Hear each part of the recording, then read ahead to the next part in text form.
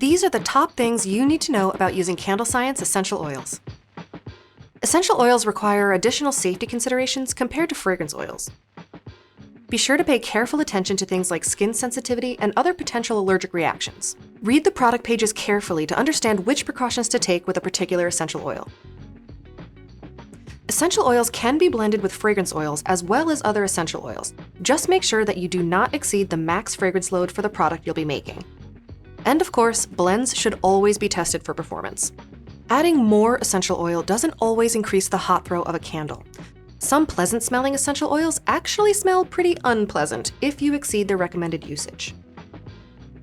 Check the candle maker's notes on the product page for individual essential oils to see the recommended usage amount and other details for candle makers.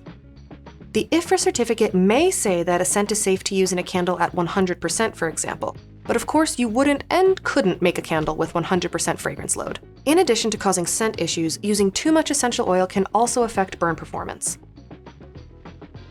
All high-quality essential oils are natural, but just because a material is all natural doesn't mean that it can't have an environmental impact. You'll be happy to hear that all of our essential oils are sustainably sourced and cruelty-free. If an essential oil cannot be sustainably sourced, we will not carry it. Which brings us to the next point. It takes a massive amount of plant material to manufacture a usable amount.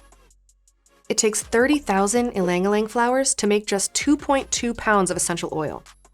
Think about this when you're deciding if essential oils are right for you. If you're focused on luxury appeal or completely natural products, they're a great option. Some essential oils have a low flash point, and couriers will only ship them using ground shipping. This may affect shipping costs and how quickly you receive these oils. Most crafting supplies have a shelf life, but essential oils can be especially sensitive in this regard, and citrus oils can be the most finicky. It's necessary to keep many essential oils refrigerated to maximize their shelf life.